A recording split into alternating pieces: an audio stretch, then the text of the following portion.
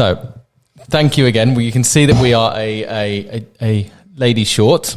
She's had to nip off, but she will be back. I'd like to pass on firstly the thanks and sort of praise I've had over the Worry Pod. People enjoyed watching it. So thanks for coming back again. We're soon going to be the pros in it. We are expecting or do want, because one of the things that most podcasts have is some sort of jingle. So at the moment we have this, which I've spoken with Miss Blythe and Mr. Eagles about, which is rubbish. So yeah. we need somebody who's going to write a better introduction jingle for us. So it's about 30 seconds of music. Should you be a writer, should you be somebody who likes composing music, then we need about 30 seconds to a minute worth of introduction time that we can add on to here. So we've had a lot of interest, girls. Okay, you won't have seen this, I don't think, but we've had some interest, and we've had lots of people actually say they really enjoy it, and lots of people want to be on it. So I've had 6 students so far who want to be on it. Now, what I would say is that we still are quite light in the worry box, and we are still extremely light in the worry email box. So for this to keep going and for us to need more students, we need more people who want to talk about their worries. So just to reiterate this, worries@henleyschool.com is the email address, and the worry box is just down by pastoral office to drop it in. But so we will start. Aisha, how are you today? How are you? I'm good, yeah. Good? And Caris, how are you? Great, yeah. Good. So that's it. So everybody's great. Is it because we're getting close to half term? How is it? We ready for half term now? Yeah, I'm so tired. Yeah, me too. Yeah. So I'm going to start some off. Okay, I'm going to ask you some questions again, like we did last week, and see where we are heading with this. It won't have escaped most people's attention that there's been a talk about the 2-week circuit breaker, and that there's a possibility that the government might change their mind and might extend us to a week off for half term and then a week of remote learning.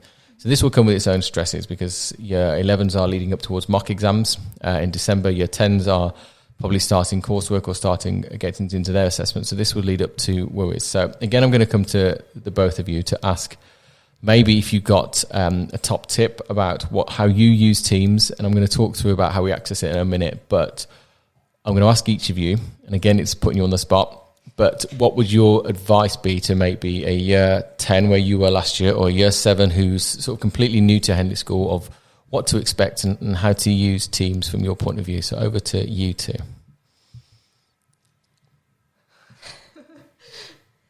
So how do you use Teams? First of all, how do you use Teams? What do you see on there from a student point of view? Blank screen, so it's got either your name or your photo on, and you can literally communicate to everybody.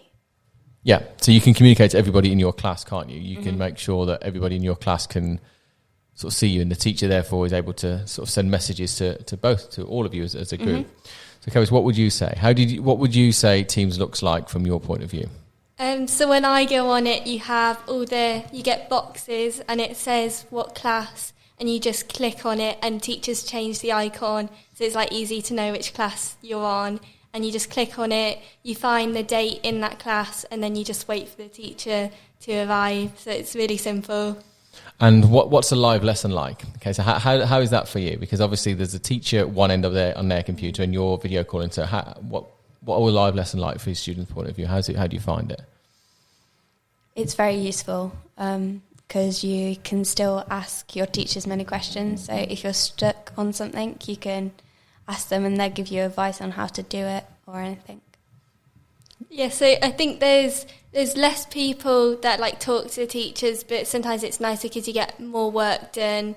So I think overall Teams is fine. Teams is fine. So just in case you're unsure, Microsoft Teams is found on the school website. If you hover over the Students tab, there is a Microsoft Teams option there. If you click into there, it's your standard school email and your normal school password. So one of the things I wanted to talk about in terms of worry, and I wanted to again come to the two of you. It's why you're here. Okay, it's not a monologue for me. People hear enough of my voice. We have now the different tiered systems. We have tier 1, tier 2, tier 3 in terms of basically mini lockdowns region by region. And currently over here we're tier 1 as we record in this. But there are some areas where some of our students are that are tier 2. Which means that you can't mix indoors in an indoor setting, so you can't go out for food with other people, or can't go out for a coffee with some people. So Aisha, I'm going to come to you first. Give Caris time to have a think about the question. If, for example, we go into a tier 2, meaning you can't meet your friends inside, and the weather is terrible, how are you going to do that? What are you going to do? What's your tips to sort of stay in touch with friends? And like the last lockdown, me and Caris would call pretty much every single week and catch up on how we're feeling and everything. Yeah, I think that's basically it. So is that different? Because again, I'm not that old, but I'm a bit older. So in a normal situation, so we're pre-COVID, we try and remember what it was like. Would you still call, or would it just be seeing people, or would calling still be a part of what you think students are doing anyway? I think after school, if you're like stuck with homework, I'd call like some of my friends, but you'd mainly just talk to them during school and stuff, so it wouldn't be a problem.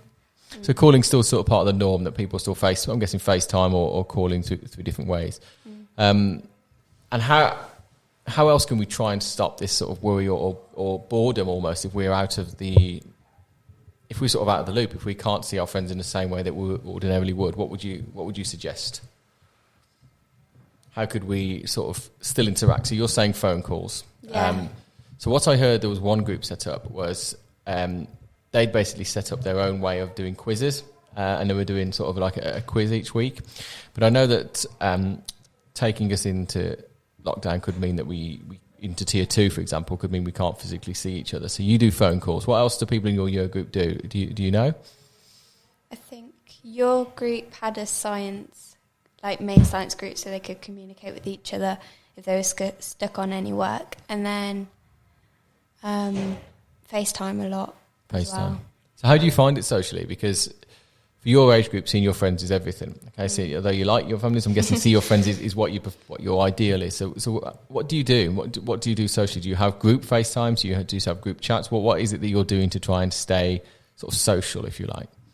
I think both. So we have like a group chat, but then you also have a chat where you just chat to people, or group chat where you call everyone. So it just varies, but you always stay in contact with them. Okay. And the next sort of worry that people have is assessments and exams and things. And the year 7, 8, 9, 10 have all sat a huge amount of assessments quite recently. The year 11s didn't. But you're more used to sitting assessments than most year groups in the school. So what are your coping strategies, or what are your revision strategies for leading up to assessments? How do you try and manage what you do at home? Try and do like half an hour, an hour of a certain subject, like each week. It doesn't have to be massively long or constantly hard trying. I find mind maps useful. So if you write down any notes and revision, and then you just remember that, or revision cards. I think, I do revision cards, or again, you've got Seneca and GCSE pods, so I'll do like a few of those, and then maybe for some of the sciences or like GCSE PE, you do like that, and then you do exam questions, which is really useful. And so you use Seneca, you use my Maths. Mathswatch. Get confused between which one it is. And so what other online tools do you find useful? So you've got Seneca, Mathswatch. What else do you find as a useful tool? GCSE pod. Yeah. Mm-hmm. Yeah. And I think Miss Shipley, she has like a website called mrsshipley.com, and she loves that website. So that one's quite useful because it's got exam questions and everything. So yeah. And you say you're coming up to your exams, which will be in December. What do you like to do? So you've got your mind maps and you've got your vision cards. Do you sit and practice past papers? Do you sit by yourself and practice papers, or is that not something that you try? I've done that, yeah. And then afterwards you've done it, if you get the mark scheme, because you get it with it, you can check what topics the questions you've got wrong are on. So if I saw that I'm wrong at like P5, I could go over that instead of waste my time going over like P6, for example. Because it's about that revision strategies. It's about people are very easy to revise what they know because it makes them feel like they're actually achieving something. If you revise the stuff you know and then you do the question on it, you feel a bit like you're winning. But it is about trying to challenge yourself to do the questions that you know are going to be hardest and making that happen. So we look about worries, and this is called the Worry-Free Pod. So with that in mind, what are you looking forward to after half term? What are you looking forward to? There must be something. I think hopefully actually having the opportunity to do the full mock, because we only got halfway through. So it would be nice to get that out of the way. So just in case it does go to teacher gradings, they've got, even though it's not wholly based on mocks, it would be nice to think we've got something in the bag that they can look at. Okay, yeah. So you're confident that actually you'd rather have some sort of baseline test really for yourself with the mock exams to sort of look to judge that on. Hopefully you'll get the chance to sort of prove how well you can do with real exams in June. I mean, we never know. This year shows us that we just don't know, but hopefully that you'll get the chance to sort of prove how well you're doing. And this is a bit of Year 11 focus, but we've got Year 11s with us. We are going to have other year groups come and join us, which should be good. How is on an individual basis, how is your planning for next year going? How have we got schools, colleges identified, courses identified? Where are we at with that? And if we're talking just now to Year 11s who are listening, where are you two at? Personally, I do not have a clue what I'm going to do. I have a clue. I know kind of what school I might want to go to, so I know what grades I might want to get, but I'm still exploring stuff just in case I don't get those grades. And how's that been? Have you been to any virtual open evenings? Have they started? Have you been to look through the courses? Have you had a chance to go through to actual open evenings last year? Where were you at? I actually went last year, so I kind of know a bit, but I think all the schools have got virtual open evenings in November time. So actually, that's you're not alone. I can guarantee that actually having someone who doesn't know what they're doing is good for everybody listening and watching, because not everybody knows what they want to do when they sort of leave school. So with that in mind, what do you think would help make that decision for you? What are you looking for? Is there anything yet, or are you just trying to see how your mocks come out? What are you going to do? Because at some point you're going to have to choose. So what do you think you need? I'm going to try and aim for all passes if I can. And then I'll try and explore different avenues of different things. So if because I like cooking, maybe I'll go into a cooking business or something like that. Or I'll try and explore everything. Yeah, my advice is at A-levels is to try and do things you enjoy. There are some university courses that need very specific grades and subjects, but there are a lot of courses that just need good grades in any subject. So for me, definitely leaving, I had no idea that I was going to be a teacher leaving secondary school into A-levels, and even into my degree. When I did my degree, no idea. So having that worry is pretty common, that actually knowing quite early on, because you're still quite young actually in the grand scheme of things, what you actually want to do. So I would definitely say cooking's a passion of yours or something you enjoy. Definitely keep going with that. So we're at 30 minutes, so we are going to sort of call it a little bit here, so make sure people are watching it in form time. We've got a nice time now to go through it. We still desperately need, because we've managed to, again, go through some bits. It has been a lot of Year 11 focus because you're Year 11, so that's what you're best to talk about. I'm going to remind people that worries@henleyschool.com is the email address, and the worry box down by the pastoral office is where we should put it in. Again, it was empty this week. We had one last week, and the worries emails. Now, this either tells me that we are just this amazingly happy, worry, stress-free community, which I would like to think we are, but I'm a bit sort of more streetwise than that to know that actually there are definitely people who've got some worries and some concerns about various different things, both in school and out of school, and maybe we're concerned about climate change. Maybe we want to know what as a school we could do environmentally. How could we support that? Maybe it's about you want to know a bit more about the elections that happen in America, because they're sort of huge now. They're taking over a lot of our news feed. And maybe we're just worried about what the future holds for us as a country in terms of where we go with our COVID response and what we look for. So we do need some sort of people to talk in. I'm happy to come and sit and talk with you every single Wednesday.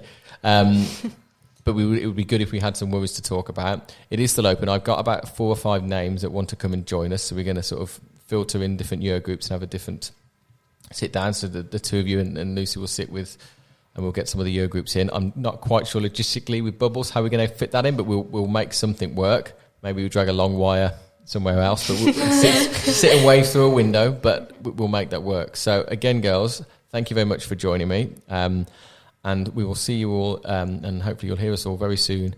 Obviously, there won't be an episode next week. I'm not expecting you to come in half term, but the week after, as soon as we're back, then we'll meet again. So you have 2 weeks to try and get in these worries into us for us to discuss. So thank you very much again, girls, for joining me.